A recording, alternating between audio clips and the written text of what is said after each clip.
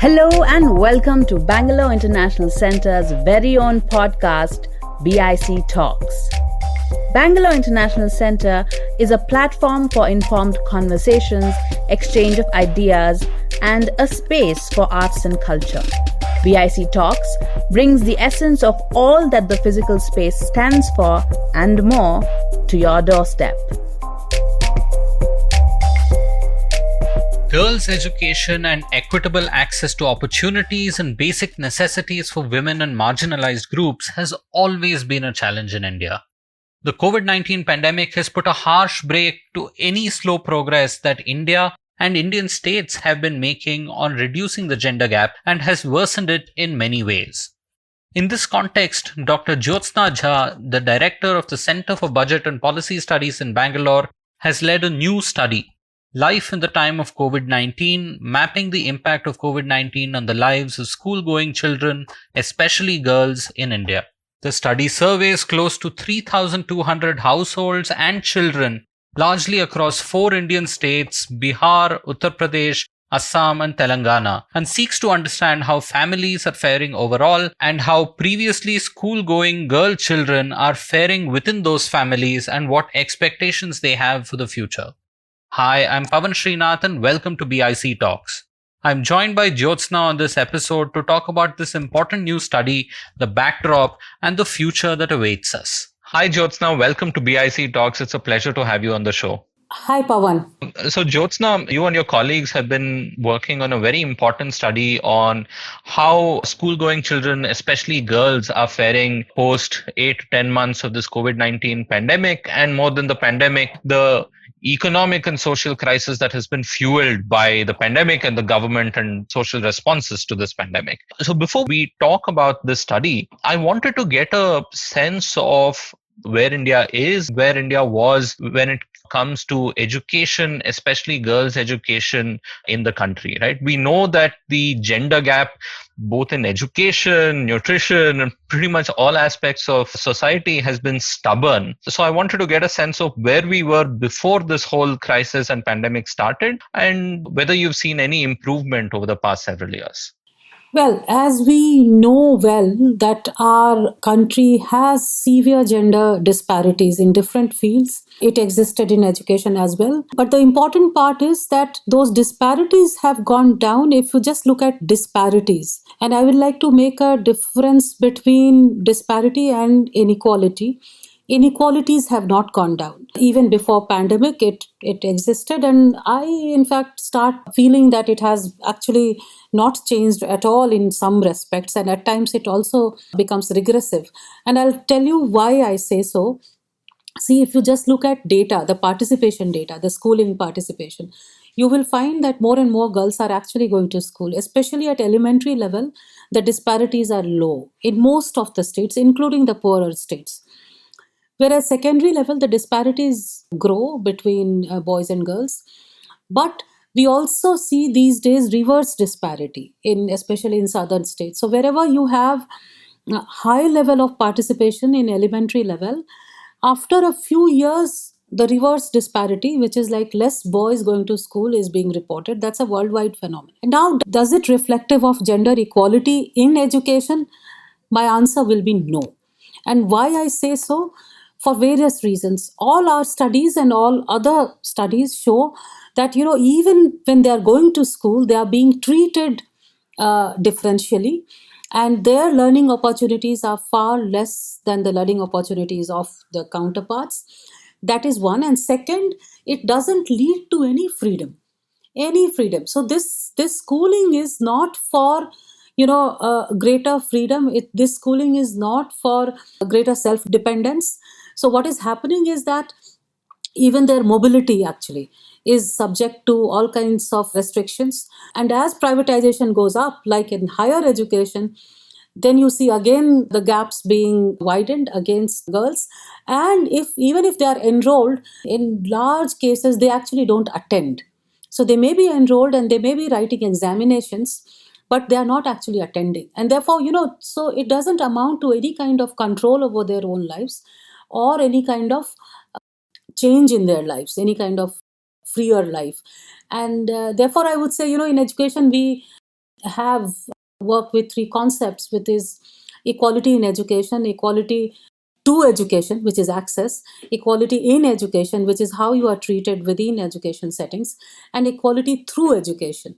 So I would say we have made progress in equality to education, but not necessarily in education, and definitely not through education. Thank you, Jyotsna. And here, when you're talking about girl children attending schools but still not getting the same access or getting the same treatment, is this happening both in school and at home when it comes to priorities? Definitely. It's both as an adult in labor market. Definitely. Social norms are such that even our study during pandemic has shown that boys had much more leisure time as compared to girls. Girls have been much more engaged in care work and domestic chores. And even our earlier studies told us that even when they are enrolled in school and are going to school, their restrictions are far more. They are nowhere comparable. Nowhere comparable. And within school also, the entire expectations are extremely gender stereotypical.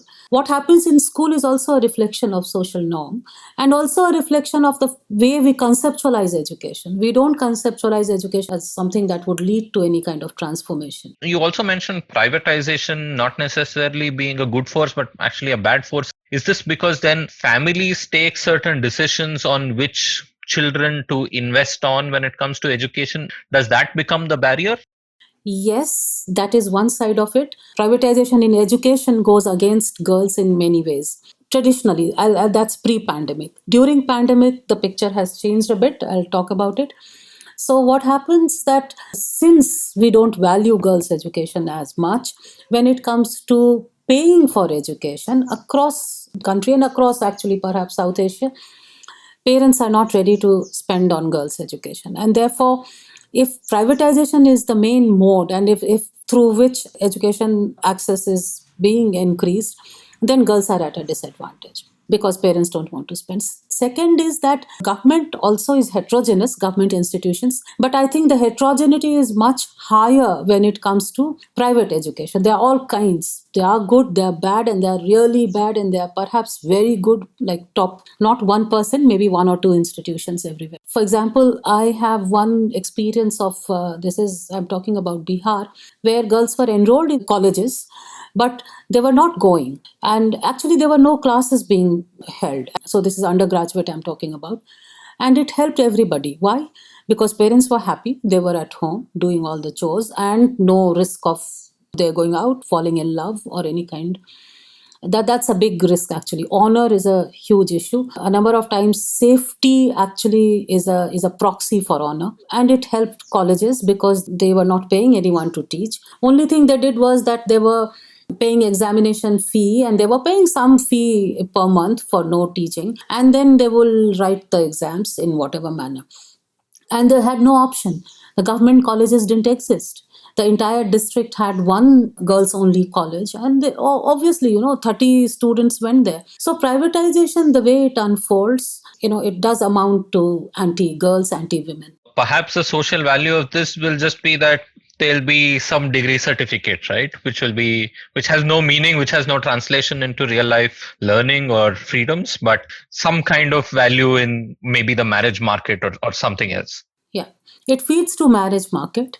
As we have been witnessing, our female labor force participation is shrinking, and unlike any other, even our neighboring countries are doing better. And I think it's a combination of both labor market being extremely discriminatory towards women, and social norms being extremely against women's mobility. So, Jyotsna, now that we've seen the pandemic unfold in various ways. We've seen how, this has been far worse in certain ways than whatever happened with demonetization and how perhaps impacted society. So when you set out to do the study to see how children, especially girls, are being affected in their education and other aspects of their life, what were the questions that you had in mind? What were the fears that you had going in that might be realized in various places?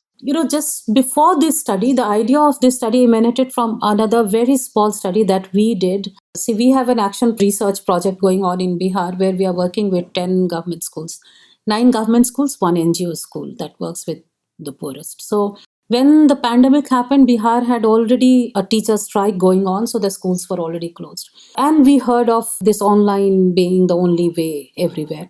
And we were very skeptical for various reasons. We had a baseline survey of these families, and we knew that even phone is not accessible, and only about half of them had phones. And we had done a detailed 4-year study of open schooling in India, and we were aware of the very limited reach of technology based education. So that led us to do a small survey of 400, because about 750 students we reach in those 10 schools, but we could reach only half of them through telephone. The economic stress and all was still early. The return migration was still happening. So then the idea came that everywhere it would be the same, especially in, again, the poorer states. And these are partners that are all funded by this project, is also funded by Malala Fund. So we discussed it with other partners who are working in Assam, UP, and Delhi. And then we decided to do the study. The idea was to see that how loss of income and livelihood is impacting the family's economic capabilities, and how food insecurity, livelihood insecurity is going to affect education participation further, and also to understand how absence of schooling, absence of the option to go to school, is impacting their lives as well as learning. And we did feel that perhaps it would be bad for boys as well, but for girls, school is the only place where you go outside, so it completely takes away any option, any opportunity to interact with anybody else. That was our fear with which we started, and actually it got confirmed. Our study told us that it's perhaps the same or even worse than what we thought. So, Jyotsna, you conducted the study across large population where you spoke to both the parents as well as the children in several places in Assam, Bihar, Uttar Pradesh, and Telangana, right? So, what were the main findings that you got from the study from the education standpoint, from the economic uncertainty standpoint, and more? From education, there are several things. One is that many may about say it was very difficult to understand what they would do in future. When life itself is so uncertain, it was very difficult to get a certain answer. So whether they are returning to school or not, they didn't know. And this was very clear from the fact that majority of children could not even answer that question. They left it unanswered. So what we kind of inferred is that majority perhaps fear not coming back to school.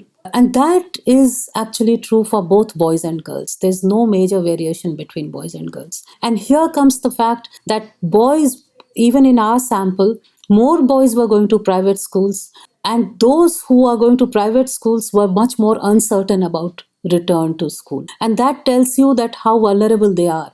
So they had little money, they chose to send their boys to private school, and now since they cannot afford, they cannot perhaps send them back.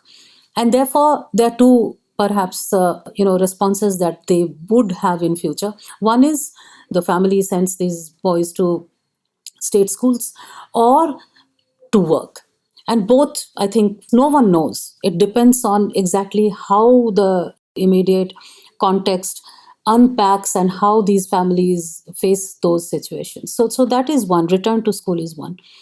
One thing I felt is missing, especially from those of us with some privilege who are living in cities like Bangalore, is that the interruption of school happened to last year's academic calendar, right? And it hasn't recovered since.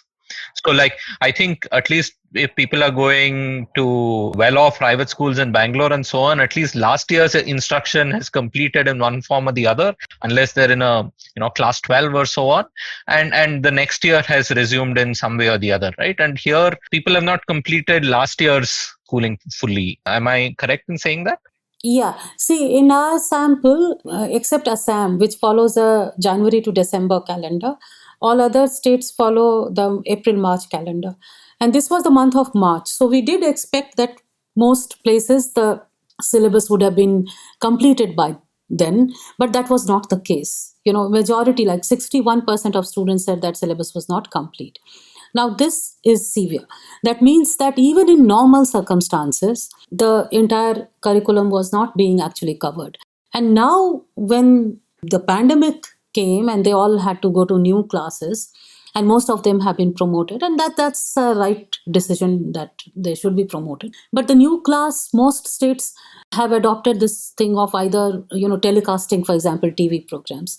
And what we found, that a very small percentage was actually watching TV for various reasons. Even if they had TV, like 52% of our sample had TV at home, but only 11% of children reported to be viewing or listening to the broadcast. And that was happening for a variety of reasons. The timing, the quality of the content, the usefulness. So everything perhaps came together. And the phone, of course, was some states have also developed apps and all that. Even that too is completely inaccessible. And there the gender actually goes against girls. Girls are not given phones because of various reasons. I mean, the family has one phone, and so they will prefer their boys to use it. And they also again suspect this suspicion about who the girl talks to. It could be a male teacher, it could be a male friend, and that is also very high. So learning is not happening. Our sample, it was almost absent completely. How does this become worse, or how does this change when you're looking at minority groups across the 4 states? And did you see any significant difference across the states? See, we also had Delhi. It was a very small sample, but I think one significant thing that Delhi had, that the courses were completed. So Delhi, almost all children and families that we could interview. It was a small sample, but small sample doesn't matter if everyone is saying the same thing. That means that must have been true for a larger sample as well. So that was one difference. In terms of schooling and learning, there was no major difference across the remaining 4 states where we had bigger sample. There was difference when it came to relief in terms of food, access to food, access to cash, access to any kind of immediate service from the government or civil society. So that there was a difference. And for example, cooked food distribution was the best in Assam. A much larger sample actually said that they received through Anganwadis and those means. Whereas when it came to cash transfer, not necessarily the additional cash transfer for pandemic, but even cash transfer that already existed were disbursed. And that also helped families, negotiate the crisis. That was the best in Telangana. But when it came to UP, Bihar, everything was actually bad. I'll say about 1/3 of the sample, and our samples were much bigger in UP and Bihar, actually received any kind of support. So, except PDS was better. But even there, we found that a good percentage did not even have the PDS card, and therefore they could not access.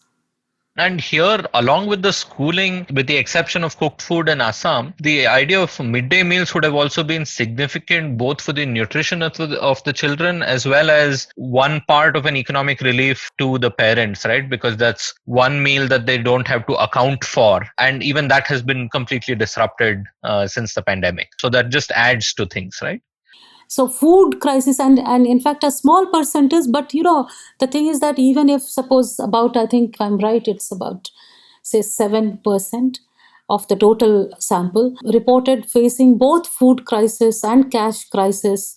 No, 7% actually reported going hungry. And that's a big percentage to, that's a big number. Suppose if it's true for the population, then 7% going hungry, and that included children. And so that's a big thing. And then a large number of people moved to basic food. When we said, we defined actually basic food in our questionnaire, that you don't have milk, you don't have veggies, you don't have anything. And that happened to a much higher percentage. And that does talk about, does tell you how severe the crisis was. You mentioned that there is great economic uncertainty and only limited amount of relief in the terms of cash transfers and so on that households are receiving. How did you see reverse migration play a role in this? Reverse migration and economic opportunities for the parents?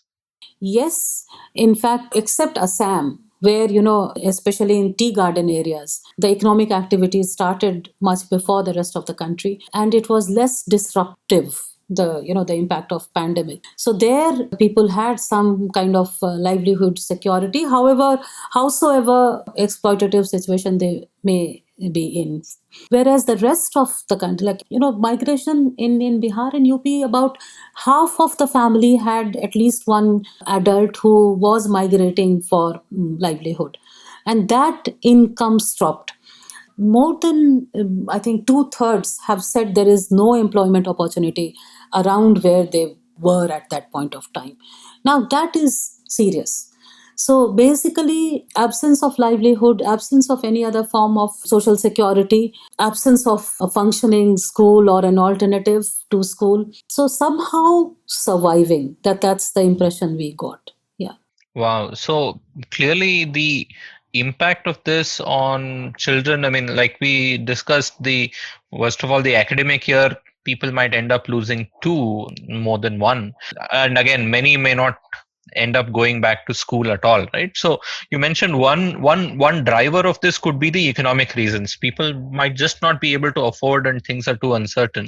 Do you also see the possibility that school going and sending children to school is also something that has to develop as a social norm, right? And a disruption like this for a while can just weaken that kind of social norm. So do you see evidence, or do you suspect that that might also take place over here? I will say both, evidence of this study and evidence that already exists. And economic distress is severe. If I have to put number, 93% households in Bihar and 86% in UP actually said that they don't have enough employment opportunities where they were. Now, this is severe. And the social norm about schooling, especially when it came to girls' schooling, has already been very, very fragile in our country in most parts, not perhaps in all parts. I think southern India is better, but still the commitment is very limited. And any small stress, any small shock tends to shake it. And this is not small. It is actually huge. And therefore, it is bound to shake it. Girls' schooling, in any case, as I said, it's fragile. And so it's definitely going to happen. Right now, what happens that, our, for example, feedback here is very tentative, it's uncertain. Also, because one, that children are always, they know that going to school is a desirable thing, both children and parents. That's true across the country, and therefore they refrain from saying, even if they have concrete plans of withdrawal. For example, child marriage, we didn't actually, we rarely got anyone to say that yes, they will marry their daughters off, but in reality that is happening. And in a survey kind of study, we did not get it. We intend doing qualitative part 2, and there we may have more evidence for that, as it is emanating from several corners. So many people who are going for qualitative, they are reporting it back. So we have anyway weak commitment, even for boys. I think the boys are victim of gender disparity as much. They are paying a price for male advantage. Girls are paying a price of gender disadvantage and the male advantage. So, for example, even when they have opportunities, they don't really make use of it, education, because there is that very deep rooted masculinity related belief that whether they study or not, they'll enter the labor market, they'll be in control of their lives. So that is happening. But right now, among poorer families, boys are also going to face pressure, not that their lives are going to be unaffected.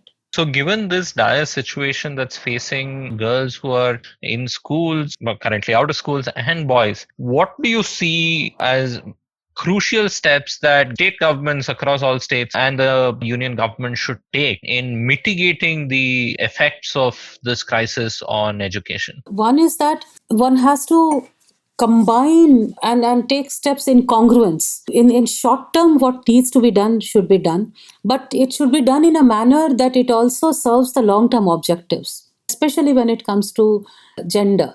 For example, if you are really seeing education as a transformative tool, then even your short term responses should not be something which actually works against and further disadvantages girls. So I feel that One, that there should be a decentralized approach when it comes to opening of schools. So everything should not be determined by what is happening in Bangalore or what's happening in Delhi. Even in Karnataka, what we have seen that, which was not part of this study, but what we are seeing that there are various areas which are not really badly affected by the pandemic, whereas there are other areas that have been affected. Karnataka had migrants from other states, but Karnataka also sent migrants and it also has returned migrants.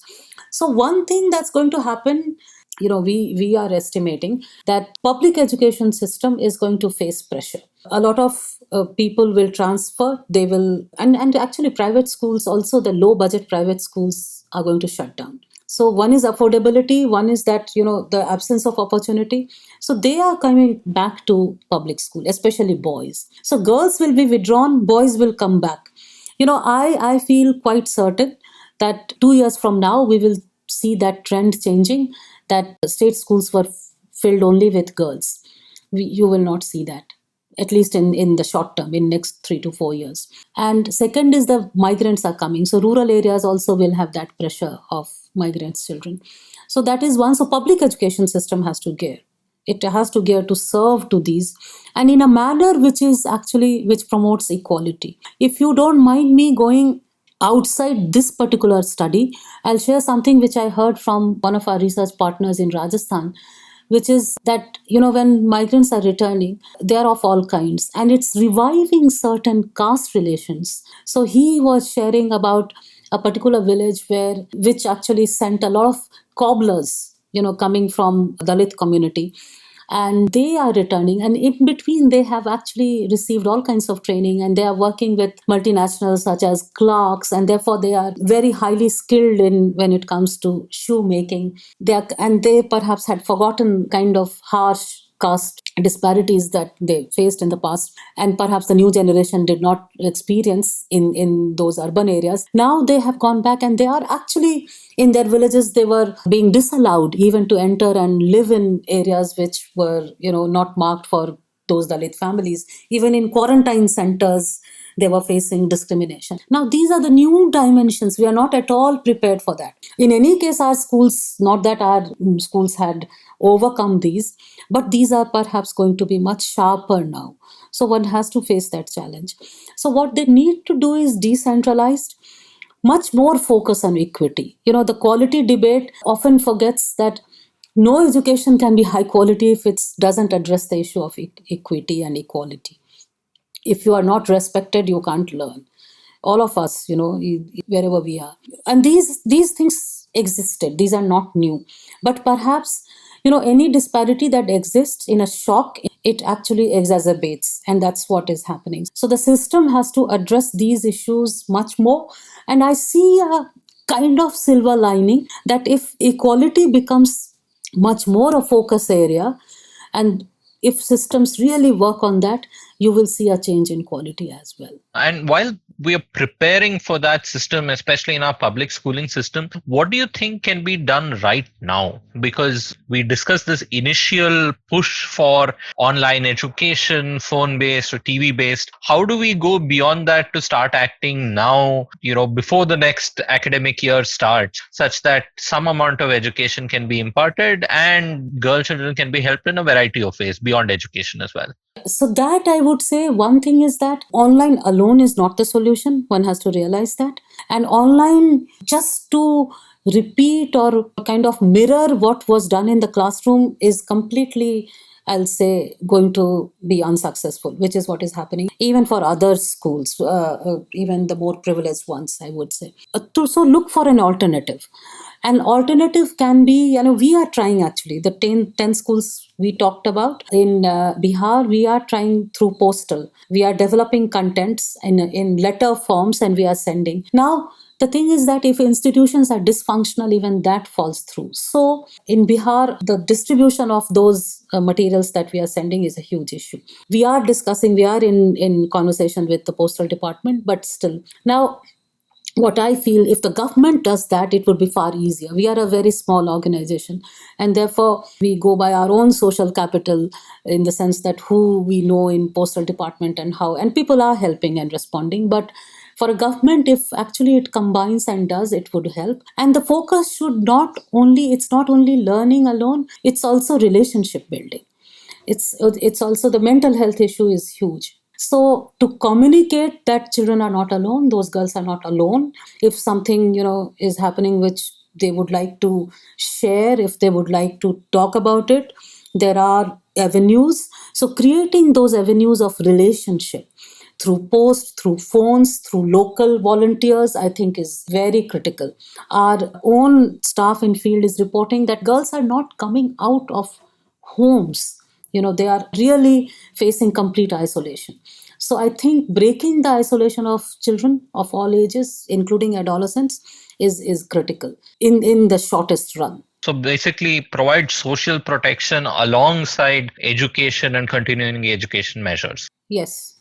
Jyotsna, thank you so much for helping us understand about what's happening well beyond our comfortable environments in our own homes. Is there anything in all of this, from your engagement with the schools in Bihar and more, that gives you any hope right now? I'll tell you what gives me hope. Soon after pandemic, or during pandemic, I should say, including now, there were people who were out on the road helping others. So that's one hope. And I feel that although responses, be it civil society, be it state, anyway, state is a much, much bigger and powerful entity as compared to civil society in the current context. They have not really succeeded majorly. I feel there are individuals who are well-meaning. And in the end, everything is made of individuals. So I do feel that there is still hope, and it's a matter of negotiation and who manages what, and therefore perhaps we will see some positives in some corners, if not everywhere, but largely I find it difficult to be hopeful. I just hope that we take enough steps such that if we revisit this conversation a year from now, there might be a few more avenues for hope than we have right now. Thank you so much for joining me on BIC Talks and telling us and informing us so much about girls' education in the country right now. Thank you. Thank you, Pavan. Thank you for listening in till the end. Please share this episode with a friend on social media, WhatsApp, or anywhere else. It would mean the world to us. And in case you're listening via iTunes or Apple Podcasts, please leave us a rating and a review. Subscribe to BIC Talks on email or your favorite podcast app, and don't miss out on future episodes. This episode of BIC Talks has Gaurav Krishna as our sound engineer, with support from S. Sarvanaraj and Lekha Naidu. And the accompanying episode artwork was made by Chandni Venkataraman. Thank you for listening to this episode of BIC Talks. This podcast can be accessed on our website, bangaloreinternationalcentre.org, as well as on any of your favorite podcast platforms. Tune in for new episodes every week, and do subscribe to our YouTube channel and follow our Facebook, Twitter, and Instagram pages to stay informed on our latest updates.